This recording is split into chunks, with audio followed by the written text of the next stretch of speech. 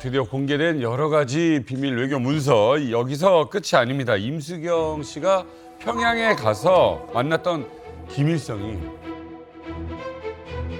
그로부터 5년 뒤 사망을 합니다. 예, 자 갑자기 사망하는 이 충격적인 사건, 예, 이 관련해서 이번에 또 비밀 문건이 공개가 됐습니다.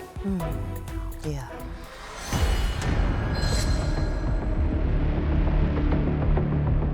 위대한 수령 김일성 동지께서 1994년 7월 8일 2시에 급병으로 서거하셨다는 것을 가장 비통한 심정으로 온 나라 전체 인민들에게 알린다. 야, 그 전지전능하다고 믿었던 사람이 진짜 충격이었죠. 그러니까 신이 죽었다라는 거잖아요.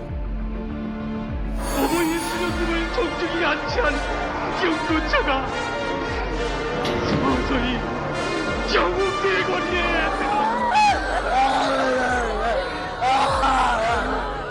저 무릎 꿇은 거 봐. 무릎 꿇고 세상에. 일제시대 때 천황한테 하던 7월 6일 이렇게 건강한 모습이에요. 7월 7일에도 이렇게 건강합니다. 그러니까.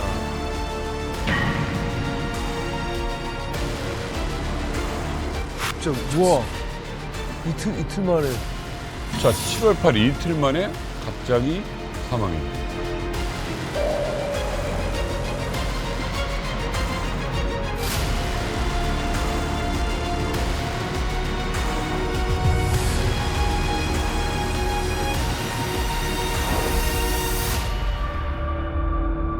지금까지도 사실은 김일성 사망을 두고 갖가지 미스터리가 많지 않습니까?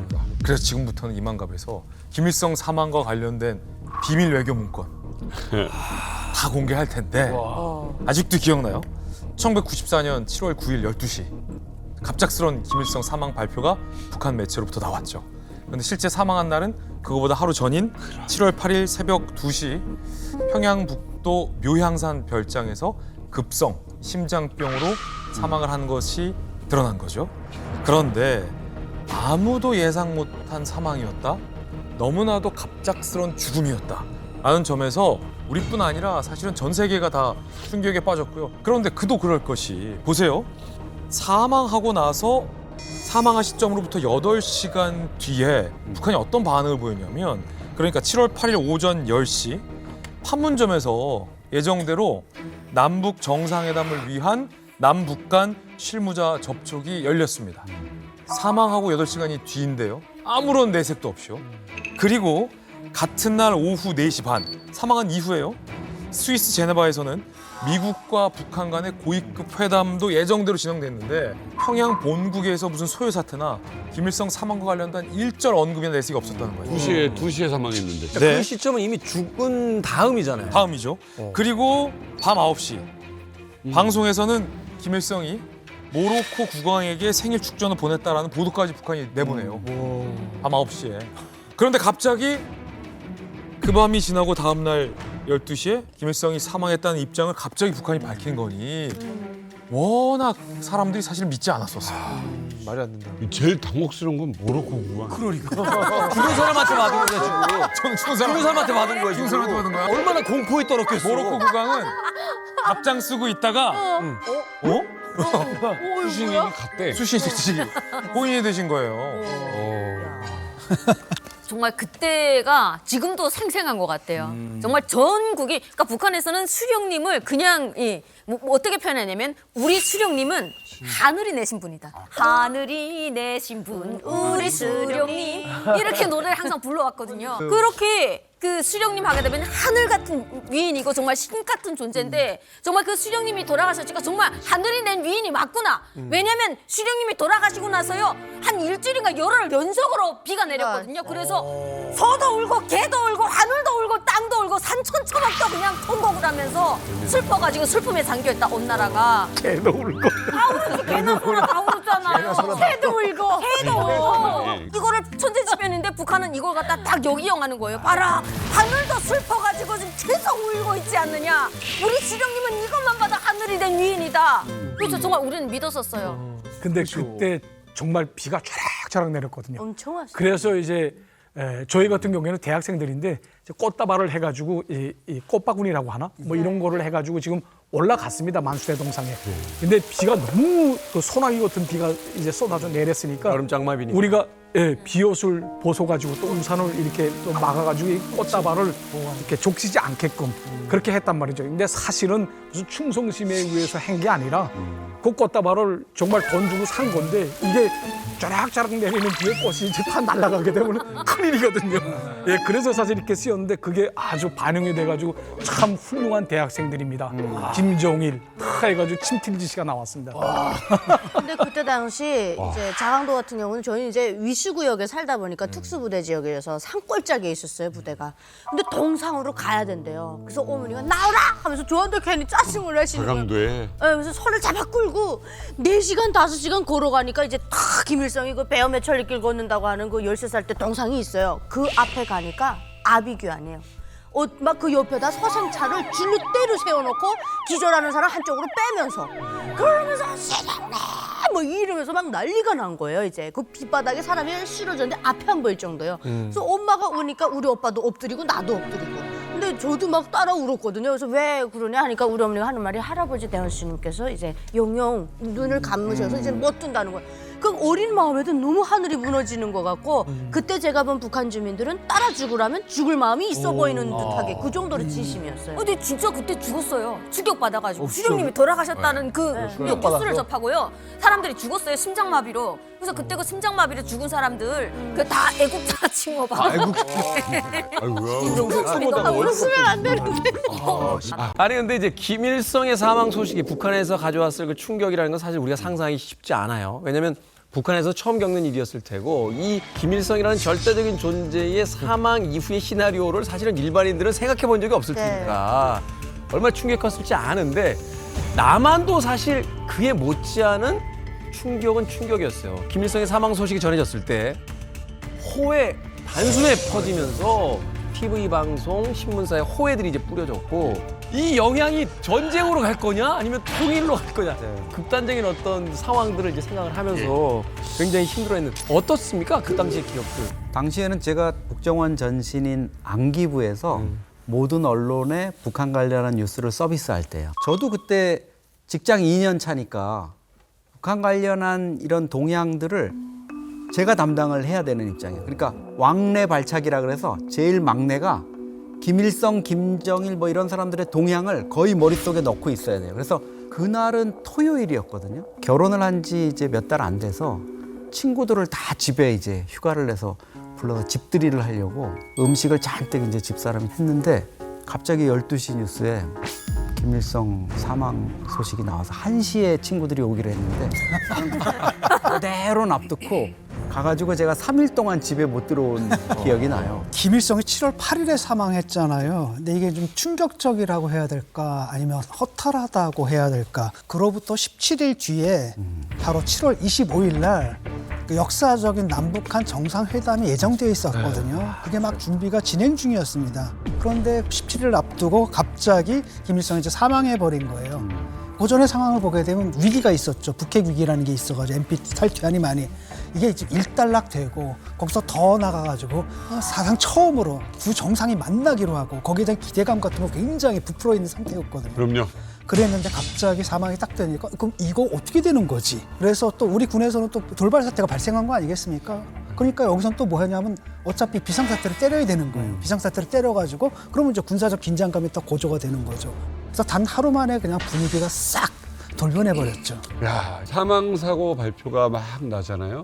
근데 약간 그때 반신반의한 사람들이 좀 많았어요. 왜냐면 80년대에 오보가 크게 난 사건이 있었습니다. 있었죠. 때는 1986년 11월이었습니다. 당시 주한미군 감청병 하나가 미군이요. 그러니까 이제 한국말을 조금 할 줄 아는 감청병이 이제 북한 방송을 계속 청취를 하고 있었어요.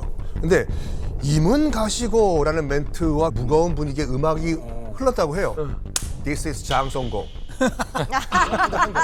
장서거. 거기 무슨 또 이 말이 나왔냐면 김일성 주석이 가셨던 길을 김정일 지도자가 따라가시고 라는 멘트가 나온 거거든요. 항상 나오는 말인데. 김일성 주석이 가셨다? 가셨다는 죽었다. 한국말을 어설프게 한 거예요, 미군이. 도대체 그 감청병을 왜 거기다 안 이야, 쳐? 가셨다를 죽었다라고 번역을 한 거예요. 그래가지고 이 감청병이 김일성 사망 이 정보를 본토에 있는 NSC죠. 국가안전보장국에 이제 보고를 했는데 당시 NSC에 있는 상황병이 이 내용을 이제 백악관에 전달을 해야 되는데 확인을 요하는 정보라고 해서 넘겨야 되는데 이미 확인을 다 마친 정보다라고 해서 백악관에 넘긴 거예요, 이거를. 야, 이런 가운데 또 요거를 국내에 있는 한 신문사가 받아가지고 아이고. 김일성 죽었다라고 호해를 터뜨려 버린 거예요.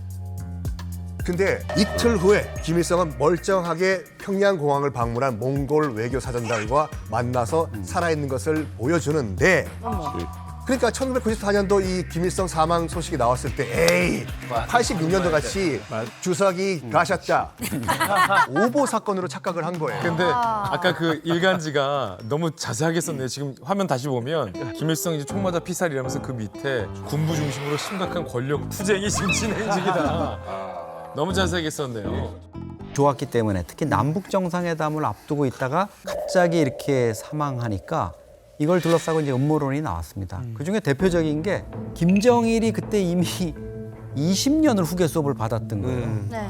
김정일이 74년 2월에 후계자로 내정되고 공식화됐는데도 나는 언제 이거 한번 해먹는 거지 이러고 있었다는 이제 이런 관측의 연장선상에서 아버지가 정상회담을 해가지고 저렇게 남쪽하고 이렇게 되면 나한테는 국물도 없겠구나 이렇게 해서 아버지를 죽였다는 거 혹은 죽도록 방치했다는 거 이런 건데 요양산 특각에 가가지고 남북 정상회담 관련한 준비 문건들 검토하고 있는데 심장 쇼크가 왔는데도 김정일이 방치했다. 그래서 죽었다 이게 있고 뒤늦게 이제 그 당시에 김일성의 주치의를 데리고 가지 않았다.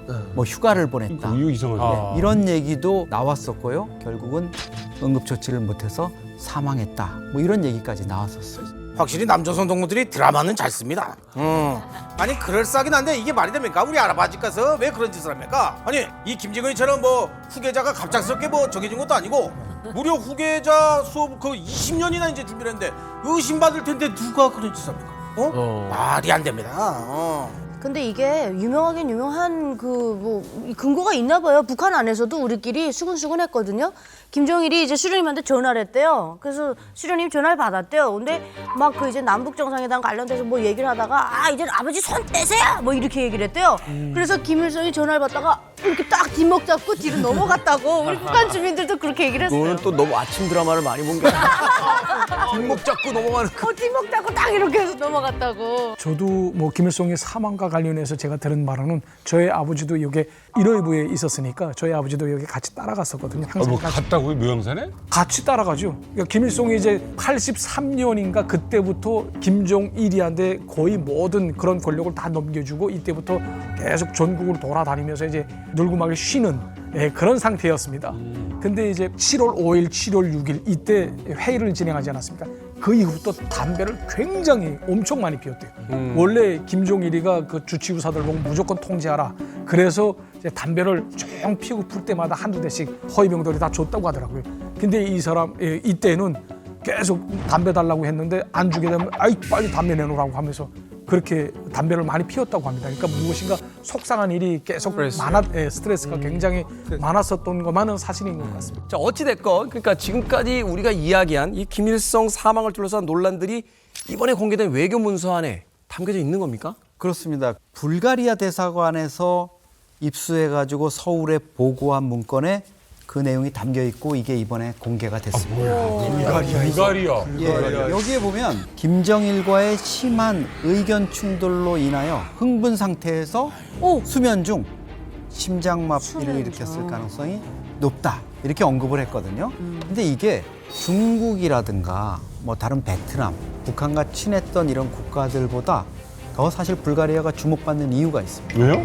바로 김일성의 아들이자 김정일의 이복 동생인 김평일이 아, 그 미남. 김일성이 사망하기 몇 개월 전까지 불가리아 대사로 근무했어요. 그리고 우리 외교부 입장에서는 불가리아 대사관의 대북 정보가 엄청 중요했던 거예요. 왜냐하면 김평일의 정보를 평소에 갖고 있던 불가리아의 외교관들이라든가 현지의 북한 연구자들이 있었을 거 아니에요. 그 사람들의 정보를 통해 가지고 이 김일성 사망의 어떤 배경이라든가 이런 걸 판단하려는 이런 노력이 있었을 것 같아요. 더 재밌는 내용이 있는데 이번에 비밀 해제된 문서를 보면 아마 짭정은이 푸틴한테 굉장히 좀 서운해할 수도 있는 내용이 담겼어요. 러시아에 관련된 문건을 들고 왔습니다. 뭐예요? 자, 그러니까 우리 러시아 대사가 러시아 당국이 김일성 사망과 관련해서 분석하고 있는 내용을 우리 본국에 보고하는 내용이에요.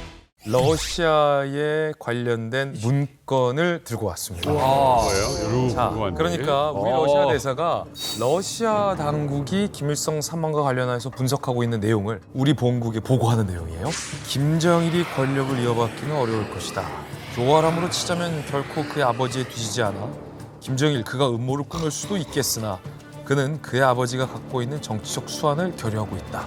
그러면서 변화의 속도가 너무 느리다고 생각한 일당들이 수령에 대해 음모를 꾸몄을 가능성이 있다.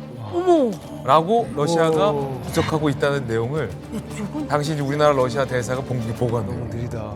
즉 김일성의 죽음에 대해서 바로 옆 나라 러시아는 이거는 김정일은 교활하긴 하지만 그럴 만한 위인은 못 되고 군부 내에서 암살 가능성이 있는데 라고 시사하고 있는 거죠.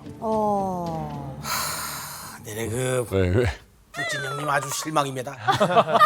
아니 다른 건 몰라도 우리 아버지한테 푸틴 형님은 그렇게 막 이런 얘기를 하면 안 됩니다. 예전에 그 우리 북조선도 푸틴 형님을 우리 아버지가 초대해가지고 온 적도 있을 정도로 굉장히 관계가 좋았습니다. 근데 그 핵시